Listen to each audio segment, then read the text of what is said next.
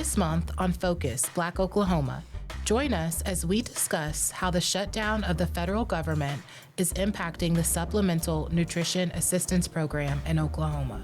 Discover how freedom of speech is under fire for student journalists. Understand organizations' efforts to provide vision care during World Blindness Month in Kenya. Learn about water contamination in the Arkansas River with independent journalist Molly Bullock. Hear how African American musicians have turned rhythm into revolution in the third part of our Culture and Music series. And listen to a poem full of memory and reverence about the 1921 Tulsa Race Massacre. All of this and more on Focus, Black Oklahoma.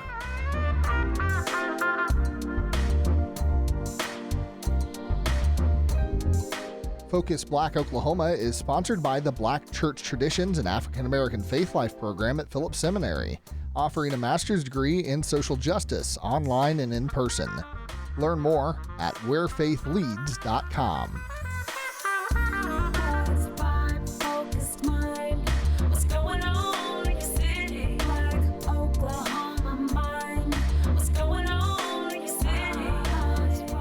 This is Focus Black Oklahoma. I'm Jacob Littlebear. And I'm Dr. Autumn Brown.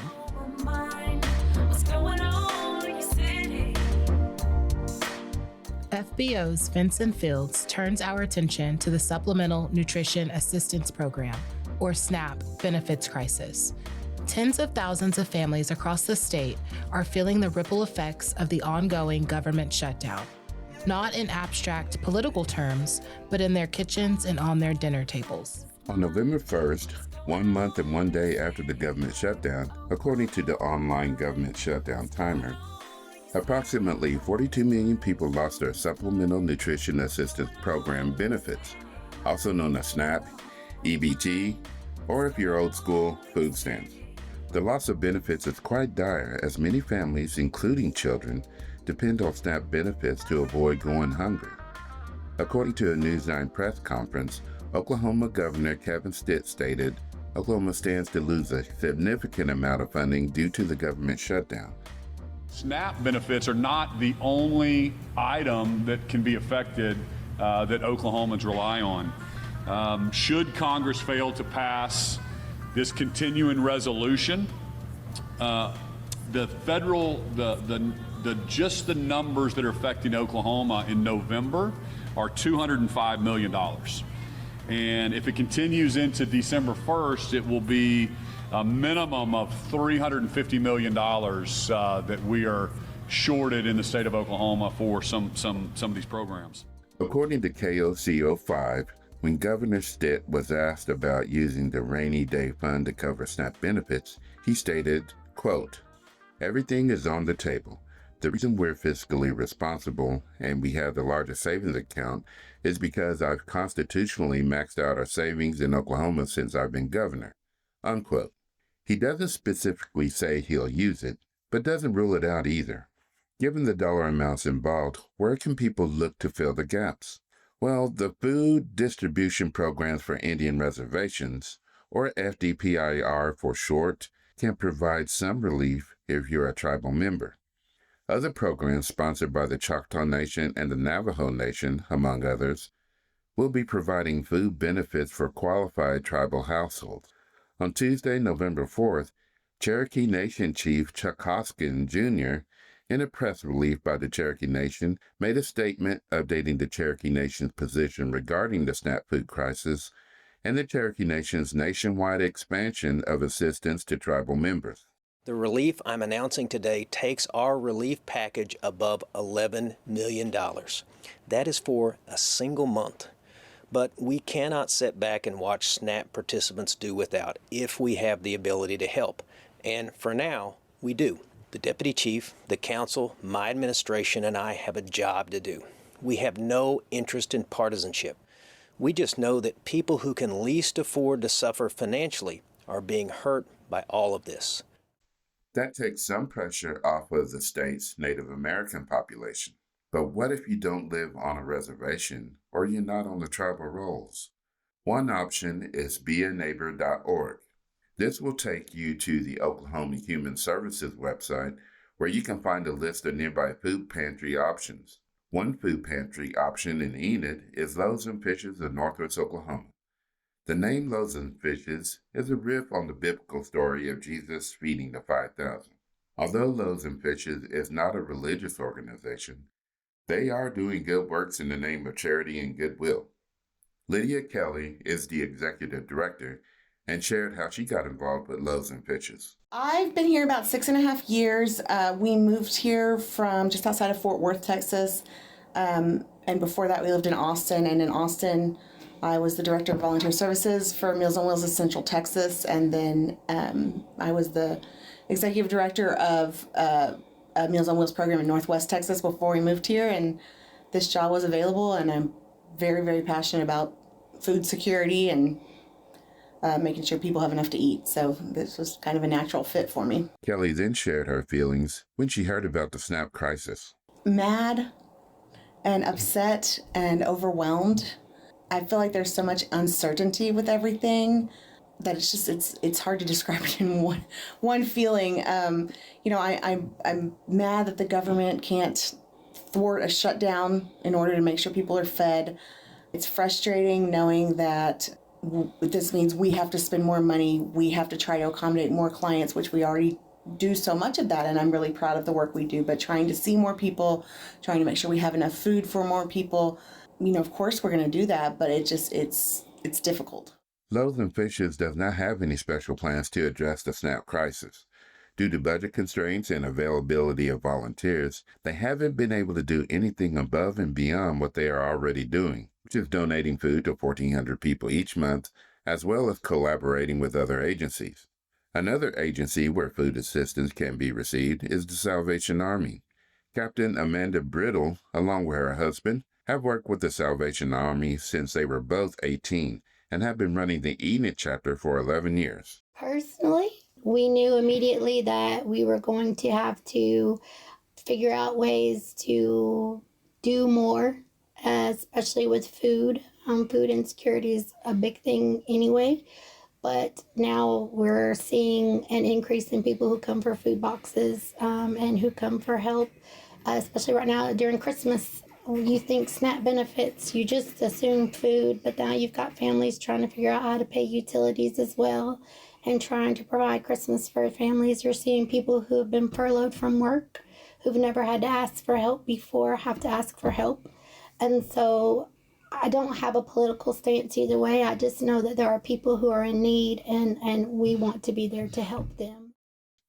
As far as special considerations to help support those cut off from SNAP benefits, there has been no official policy.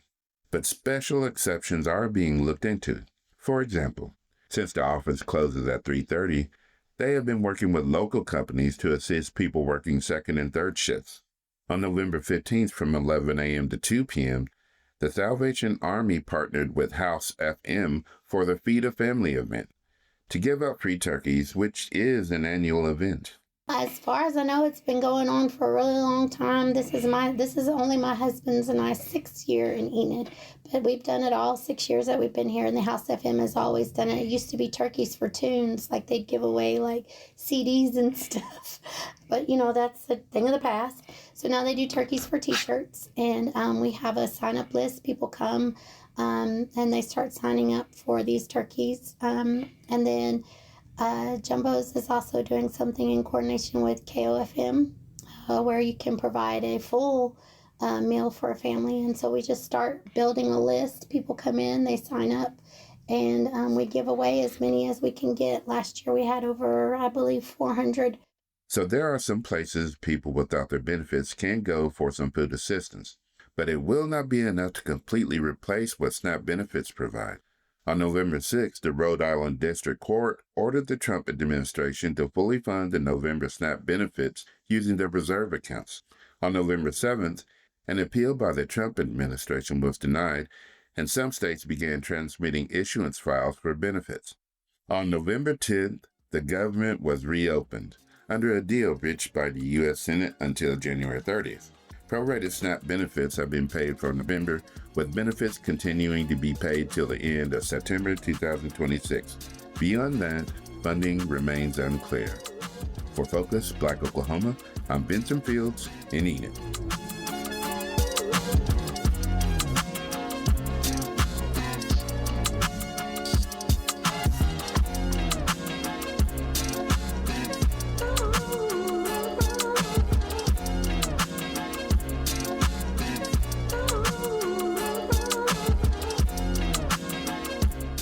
At the University of Central Oklahoma, student journalists at the Vista have found their independence and integrity under fire.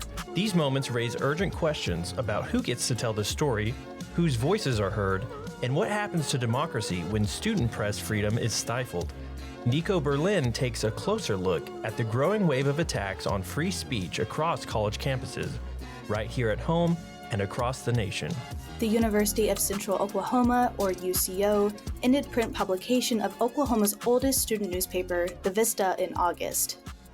The Reporters Committee for Freedom of the Press alleges this decision violated the First Amendment and resulted in retaliation against its student reporters. Several student reporters who worked for the Vista last year advocated against moving to a digital-only publication. Many of those students no longer work with the publication. Here's Jake Ramsey, the Vista's former editor-in-chief and a UCO alumnus. All of them had been on it for several semesters. They had to go through the hiring and interview process, and a lot of them never even heard back for an interview, despite the fact that all of them going into the school year were under the assumption that their positions were safe because they had done it for a long time. This is what they planned on doing as a career. Many of them are about to graduate and need this for their portfolios. UCO President Todd Lamb told Ramsey when he was editor-in-chief that he wanted the Vista to cover more positive stories. In April 2024, Ramsey had reported on the UCO student government's failed vote of confidence of President Lamb and on his inauguration with a historic turnout of students.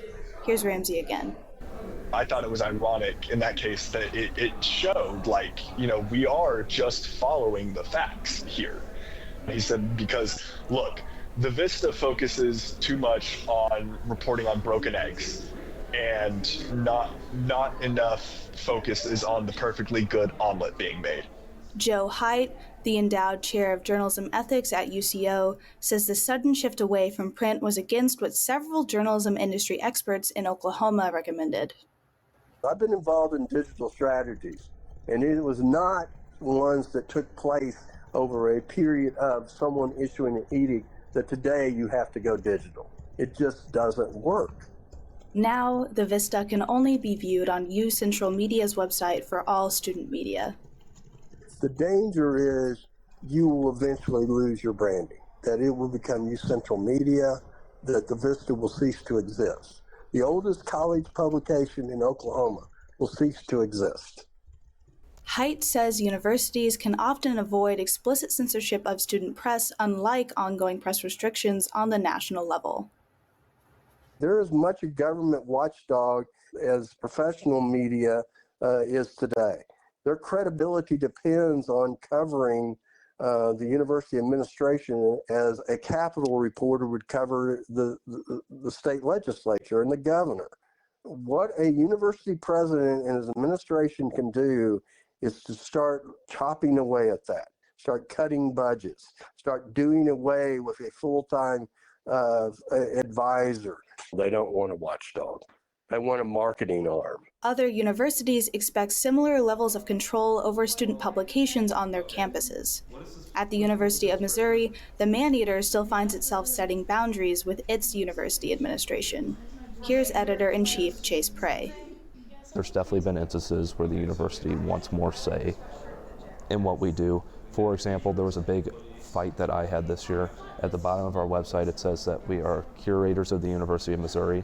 Getting rid of that makes it clear, in my opinion, to the university and to the Columbia community that no, we are not affiliated with the university. Our publication is ran in our offices on the Mizzou campus, but we are not Mizzou-sponsored news. You don't have the right to attach your name to it, in my opinion, if you're cutting our funding, if you're trying to tell us what we can and can't say. The Man-Eater became a digital-only publication on an independent website in 2023 after the university reduced the student fees it received and advertisers dried up. As a result, the Man-Eater staff are not paid. Here's Prey again. We're still a publication. Everything's completely ran by students, but we don't have an advisor that tells us what we can't do. He doesn't edit our stuff. I have friends, especially down at Old Miss, Oklahoma, where they straight up just have prior review by their university. So while I do have a lot of qualms with the university, I am very glad that they don't do that. Back in Oklahoma, faculty affiliated with the Vista discouraged students from investigating UCO's print prohibition. Andrew Frazier, a former reporter for the Vista, was told covering the issue would be quote-unquote dangerous for him. Here's Haidt. You get these kind of innuendo type of threats that, and what are students to think? They've been taught about the importance of the First Amendment and emphasize that to them, and yet when a student pitches a story, he's told it's dangerous for him to do that. Ramsey says many student journalists he knew considered different career paths when UCO showed signs of retaliation against students. Here's Ramsey, then Haidt again. They don't want to have to fight their university just to be able to graduate. And I mean, it's, school is already hard enough, right? And, Andrew's I think he's a senior. What is a freshman or sophomore who's told this? What do they do when they don't have the experience that Andrew has at this point? Andrew Frazier is among several former reporters for the Vista who founded The Independent View, an independent student paper on UCO's campus. He now works as its editor-in-chief. Both Prey and Ramsey say hostile environments often encourage journalists to dig their heels in the ground. Here's Prey, then Ramsey. When you censor journalists, and I mean this in the nicest way possible, are the most annoying people to deal with, because they will just bug you and bug you and bug you until they get what they want. I think that it's helpful for students to kind of be told no. It happens in real life a lot. For me, it only made me want to dig further. It only made me say, well, why don't you want to talk to me? Why aren't you answering this question? This is the mindset of a journalist. For Focus Black Oklahoma, I'm Nico Berlin in Columbia, Missouri.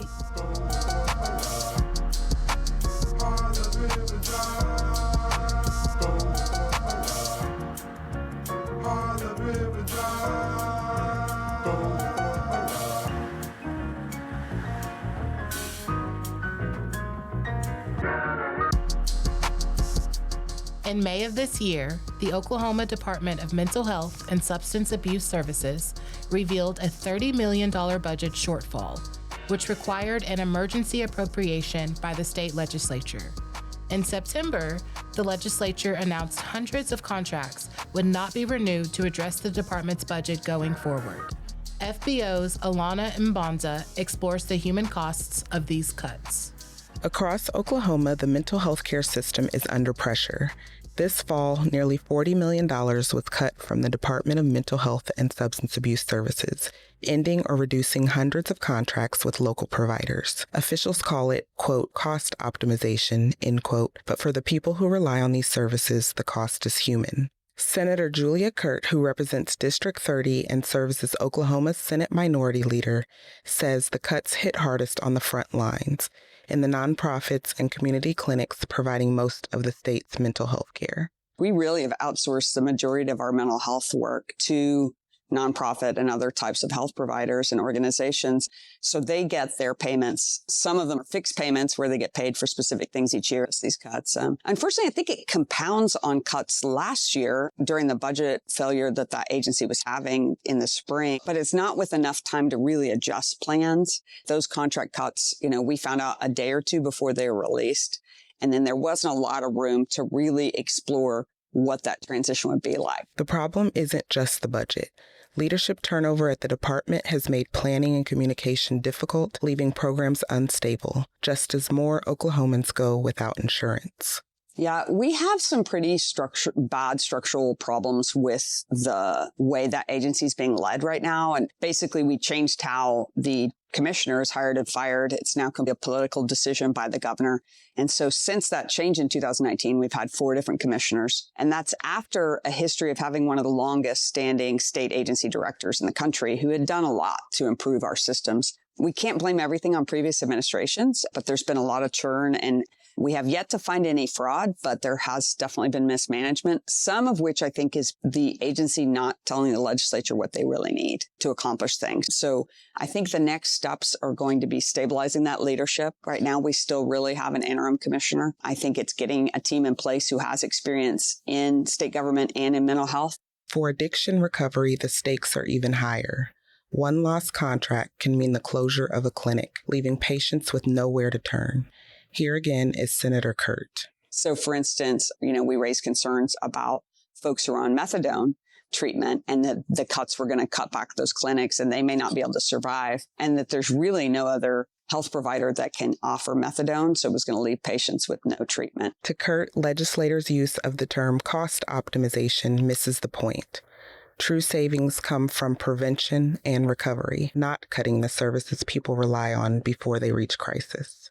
I'm afraid we are in that mindset around efficiencies instead of outcomes, because what we know is it costs us more every time someone's in a deeper crisis. The inpatient care for someone who's committed a violent crime costs us like 10 times as much as very intensive outpatient care. So we are going to pay more if we cut things like community behavioral health and preventative care. Trying to point out is that our money is much more efficient on the earlier end. We should always look for ways to use taxpayer dollars wisely, but recovery is a huge cost saving. Senator Kurt has tried to address these challenges through legislation. One example is Senate Bill 670, designed to help frontline providers recognize mental health crises earlier. That bill was specifically about integrated behavioral health, so trying to make sure that all of our health providers, our physicians, PAs, advanced practice nurses, registered nurses, all are getting mental health training and continuing education. And so they're pretty defensive and don't want a lot of unnecessary mandates. So that's that challenge of what do we feel like is important? We know that many, many Oklahomans will not see a behavioral health provider, even when they're in crisis. You know, in rural areas, people who are going to more of a general practitioner environment, people who are going to urgent care, they're not going to a specialist. So we do have to make sure that behavioral health knowledge, our knowledge about mental health and substance abuse is better integrated into our general medicine environment. Kurt also helped launch the Oklahoma Legislative Mental Health Caucus, a bipartisan group focused on shaping mental health policy. Despite small increases in budget requests, rising uninsured rates continue to strain providers and state resources. In a system that doesn't allow public comment on the budget, Kurt and Senate Democrats are creating spaces for Oklahomans to speak, and the conversation has been dominated by mental health and substance use issues. The Senate Democrats have been doing these Capitol conversations because we want to invite people into the Capitol. So last month we had one about the budget, and it ended up being dominated by mental health and substance use issues. Man, it was amazing. We heard from people with serious mental illness who have found help through like the clubhouses in Norman, Thunderbird Clubhouse. And they talked us through how this is not about mental health. It's not about the treatment as much as about relationships and community. And how do you build a life in community? Putting a face to the numbers matters. One example of those voices is the Thunderbird Clubhouse in Norman. For people rebuilding their lives after mental health challenges, the clubhouse is a sanctuary. Executive Director Lynn Blome and member Kareem Taylor shared how state budget cuts are affecting recovery. Thunderbird Clubhouse has been around since 1990. Our mission is to create a new future for adults who deal with mental health issues, giving them a new opportunity for community, choice, hope, and just making sure that their recovery goals get met. We see around 400 members coming into Clubhouse annually. Currently, our average daily attendance is about 45 to 47 people. And then we estimate, because we've been in existence for over 30 years, we estimate that we've been able to help hundreds of our members get jobs, because annually we're helping at least 25 of our members doing that. And then housing, because of all the efforts and funding we got during COVID, we have been able to help thousands of people, not just members, but people in the community, and that includes families with children, obtain housing throughout the pandemic and beyond. For Kareem Taylor, the Clubhouse isn't just a program, it's a family.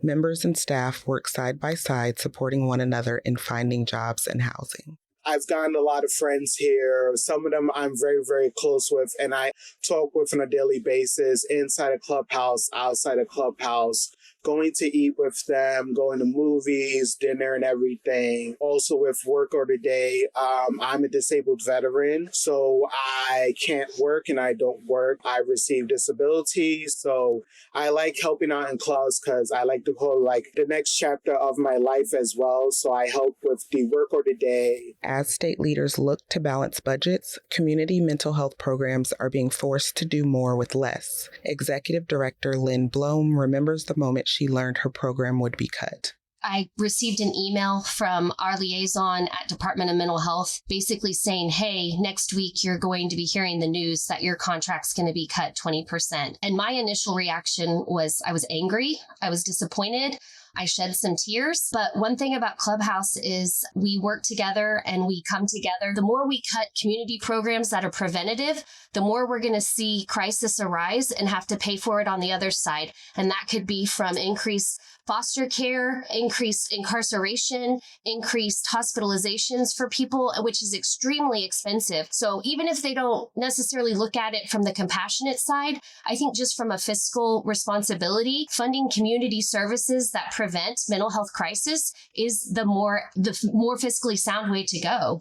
In a year when lawmakers focus on cost optimization, Blom says the real savings aren't in cutting services. They're in building strong communities that prevent crises before they start. I would just say, if you are interested and you seem very inspired by the Clubhouse model of rehabilitation, and I would say reach out to your local clubhouse to see how you can either volunteer or provide them any sort of needs that they have at the time.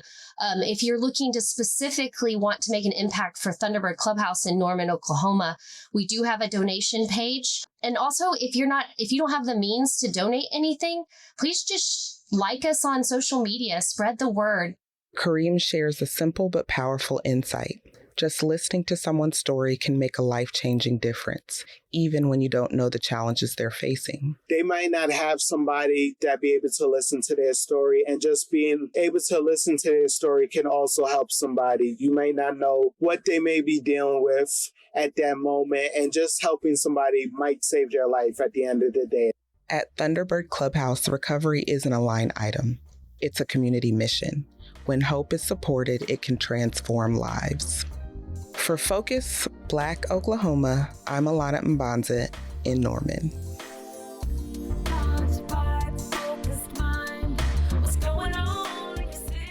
You're listening to Focus Black Oklahoma.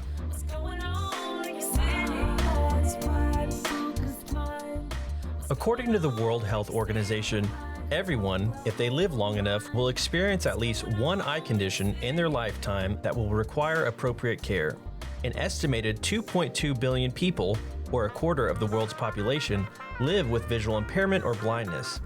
In the town of Kinondo in Kenya, multiple organizations came together to provide vision care during World Blindness Month. Zaakirah Muhammad has details. In Kenya's coastal town of Kinondo in Kwale County, October 2024, hundreds of people gathered at Awaliden's Bomu Hospital, a trusted home to a community-based hospital, school, and mosque where over 150 people's eyes were screened spanning ages from toddlers to elders in their 60s. More than half of all cases of vision loss are preventable or treatable in Kenya. Yet, access to eye care, especially in rural and coastal areas, remain limited.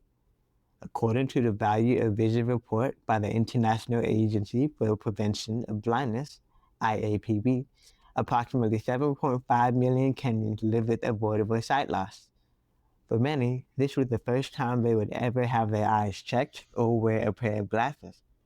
By the end of the event, there were 54 teens, 34 children, 19 adults in their 30s, 14 young adults, and a handful of elders.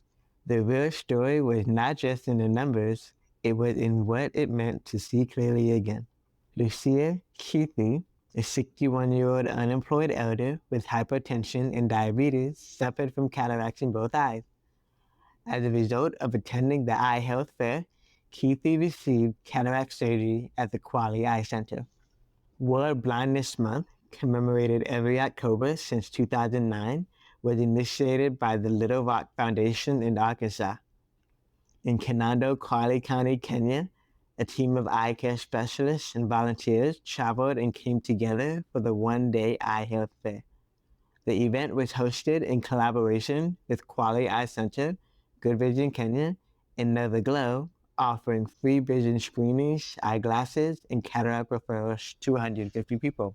Shabanier, an optometrist as part of the community-based program at Kwale Eye Center for the last 17 plus years, led the clinical team conducting eye exams at the fair. He says events like this one bridge critical gaps, especially with the high cost of cataract surgery. Through the community-based work, people, and through the outreaches, we manage to reach the community. Yeah, once we get a sponsorship, we do give them affordable services that the sponsor have been catered for. So the community will appreciate and be happy that it's a free service. But there's somebody has paid for that service. Cataract surgery is quite expensive, and that most of the elder people have such diseases, as well as glaucoma cases, which is quite expensive to undergo the surgery. And most of them have that eye disease, but they cannot afford it. But through ophthalmologists, they can be able to identify that this client or this person is having ABCD diseases. Jerry Simon, camp coordinator and optometrist from Good Vision Kenya, traveled with 2 other staff members and taught Quality Eye Center how the Good Vision Kenya app is used to collect data and properly keep track of the impact that is served and ensure glasses and eye drops are properly used. 70 people left with new glasses, reading, prescription, and sunglasses to protect against the harsh coastal light. Simon speaks on a mobile outreach model that brings affordable glasses and screening directly to communities. The mission of Good Vision Kenya is to provide basic eye care and permanent affordable eyeglasses to all the Kenyans.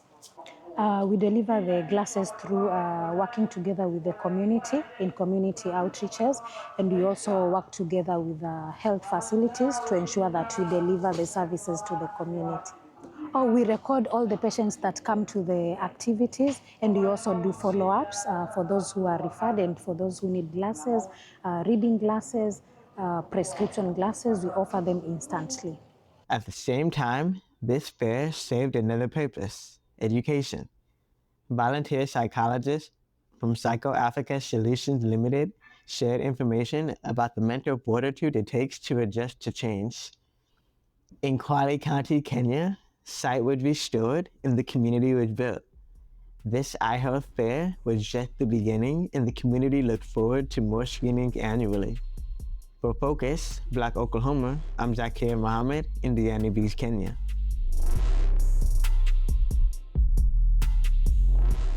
Would you like to pitch a story to FBO? Or work with us as a correspondent? Please email us at contact@focusblackoklahoma.com. Or call 918-807-3886. A year after the opening of Zink Lake in Tulsa, questions continue to surface about the safety and quality of water in the Arkansas River. FBO's Roma Carter spoke with independent journalist Molly Bullock about her coverage of waterway contamination.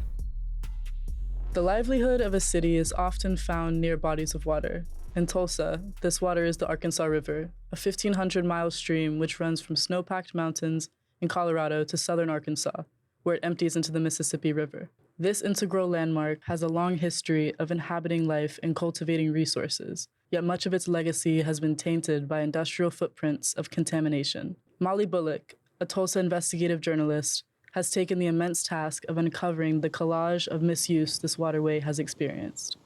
This is Watershed.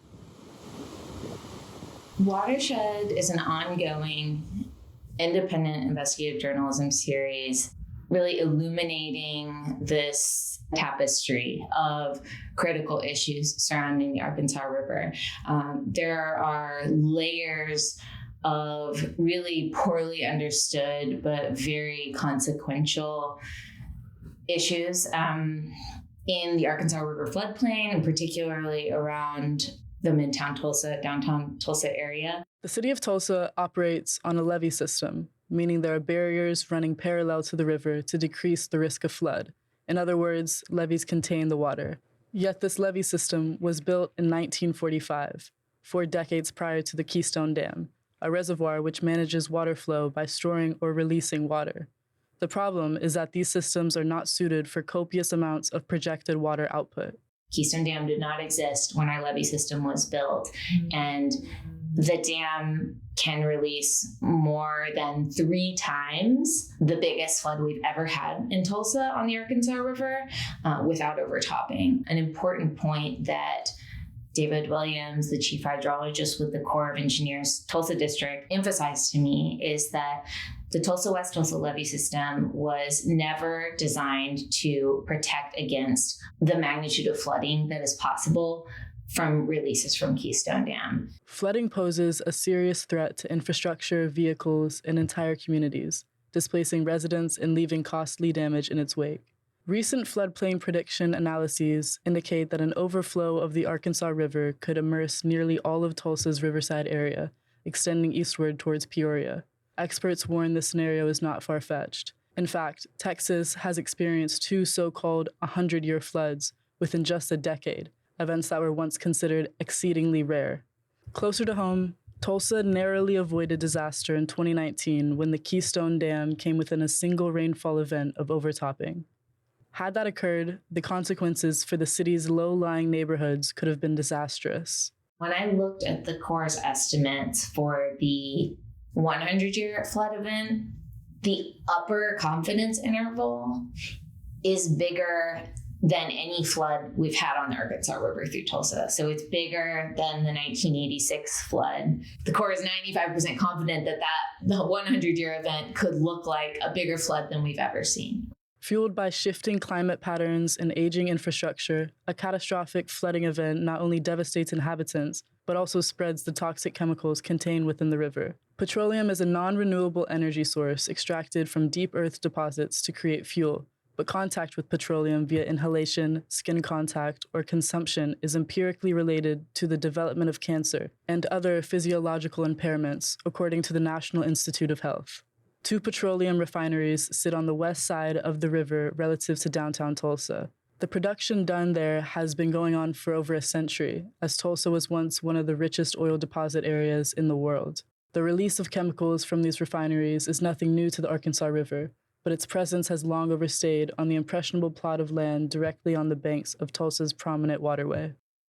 On the Arkansas River in the Zink Lake area are 2 active petroleum refineries, which are each more than 100 years old, along with more than a century of soil and groundwater contamination that has been documented in that area.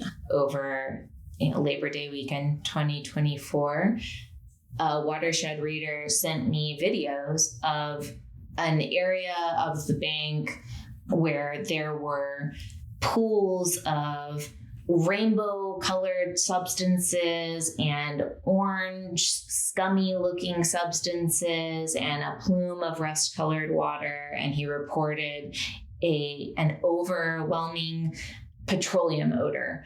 And neither the City of Tulsa, nor River Parks Authority, nor the Oklahoma Department of Environmental Quality, nor H.F. Sinclair have released any communication to the public informing people even that there might be a problem at that site. The oil and gas industry in Oklahoma has long stood as a cornerstone of the state's economy, yet oil production began well before the EPA was established in 1970. Evidence now emphasizes that its continued production is adding to a growing crisis.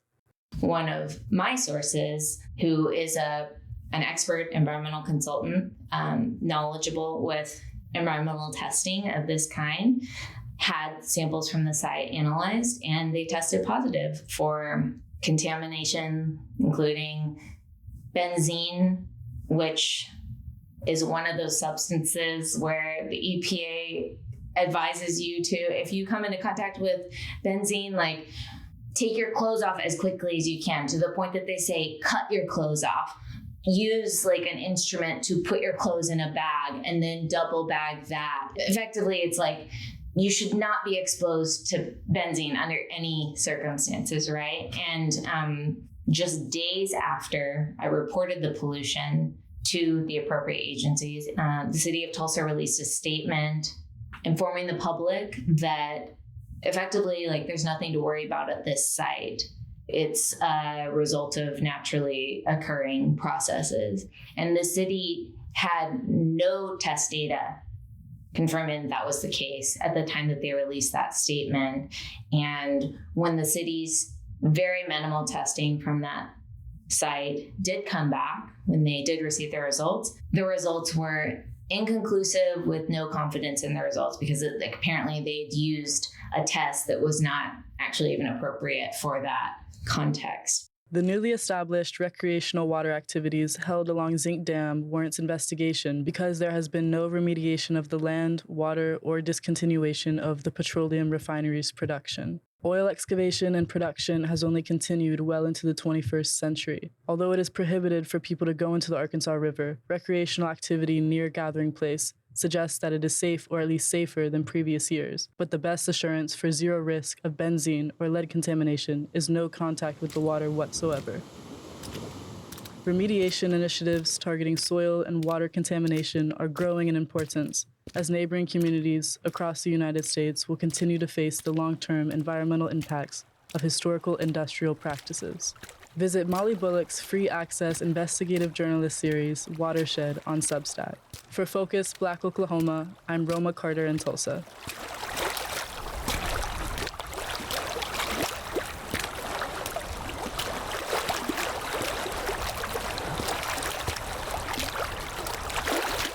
For generations, African American musicians have turned rhythm into revolution, using their art to challenge racism, economic oppression, and social injustice.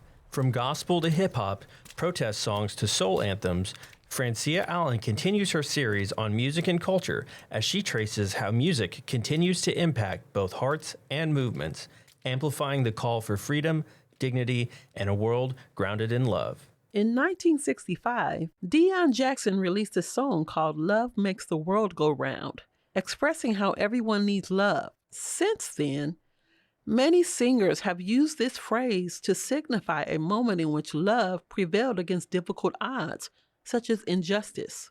History has shown that when people have no other way to be heard, create change, or establish agency, artistic expressions such as music, dance, and spoken word help to amplify their messages. African American music and social justice movements are well known and have influenced people all over the world. International chapters of the Black Panther Party were even established in places like England and Algeria. In 1971, the Polynesian Panthers were started in Auckland, New Zealand by Will Ilolahia, Fred Smith, and Paul Dapp to fight against discrimination of the Maori tribe and other Pacific Islanders. With the emergence of Jamaica's reggae music in the late 1960s during the Rastafari movement and hip-hop music of New York during the late 1970s, the blatant social and political messages of liberation and resistance forever changed the art of storytelling all across the world.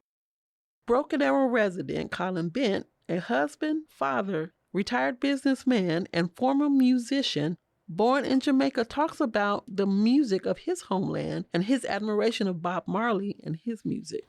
Bob is one of my heroes because he wasn't afraid to bring out the message that he did in his music of the poor and the minorities and those who are taken advantage of, standing up and taking up for your right, you know. And even when I left Jamaica, my mind was that I had to be a protection force for my family because I knew what could happen. And I didn't come here with any naivety. I knew what was possible. And so every day, at that time, Bob was really in his prime. And I would listen to music in my car every single day. And I know every song that Bob released. And it's in my head to this day. And every time that I see something happening, there's a song that just resonates and it tells me what's going on. So I'm never ever surprised at what's happening. I'm prepared. And that's because of Bob. So Bob is one of my heroes, along with Muhammad Ali and my father. Colin and his wife Jenny both come from supportive Caribbean families, deeply rooted in ministry and music. Jenny, a daughter of Salvation Army officers, musician, mother, and grandmother, discussed how she and Colin, a graduate of Oral Roberts University, decided to move their young family to Tulsa as a result of political and economic changes. The music of Bob Marley, as well as ska, rocksteady, and reggae, continue to be a source of solace for her, as well as spiritual hymns like Great is Thy Faithfulness. Jenny identifies the connections that have served as bridges. One of the bridges is the kindness, caring, generosity of many people, which is something that we grew up experiencing. One example would be, for example, when we thought of moving to this country, the family that sponsored us in was a white family in Illinois.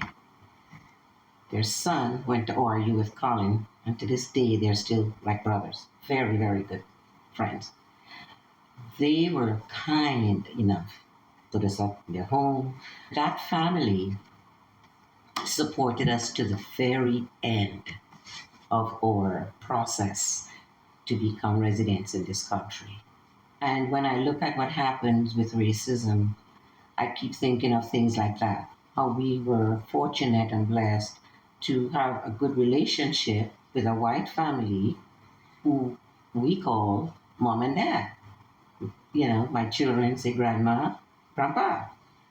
Tulsa resident Dimitri Sobol, a husband, father, LGBTQ advocate, and acclaimed singer, shares how the universal power of music helped build a bridge between the music of his native Belarus to African American music.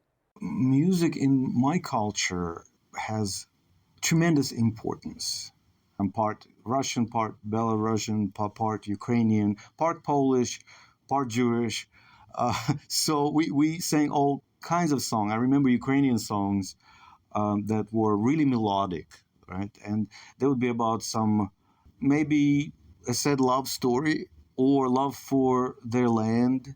People in the country I'm from, they've had a lot of suffering throughout the ages. There was a lot of oppression. So there's a certain type of folk music that expresses this anguish.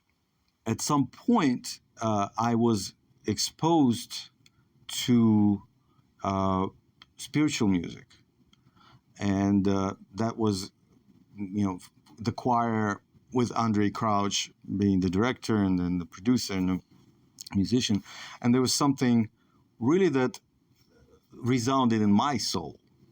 My English was not really good at that time, but I remember this tugging at the soul that it's clear why a lot of music, and particularly black music, is to soul, right? Because this is the lived experience.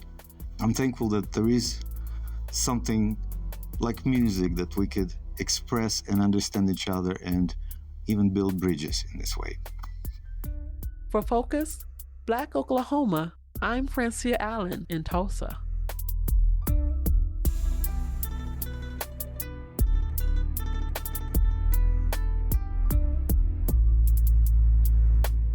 Thanks for joining us on Focus, Black Oklahoma. Now we pause to remember. This poem, written by Brooks Lansana, invites us into a space of reflection, of memory and reverence, for those whose names were never spoken, whose stories were buried beneath the ashes of the 1921 Tulsa Race Massacre. 2016 Oklahoma. I remember cousins cooped up watching Thanksgiving football game, guiding Mario through uncharted lands. The small things that kept me joy. without knowing who I was before, wondering what was before me. 9 years since that table, and I can only imagine what was here before. Racist battle cries, smoke, and lack of empathy. I listened, and I heard back Black Reconstruction. Voices recalled what grounds we stood on. Lost voices reminded me of where I've been. Voices hidden under baseball fields, open hills, singing gospel from abandoned bricks. When I closed my eyes, I saw their Black smiles. And anytime I looked down, I could see their hands held above me.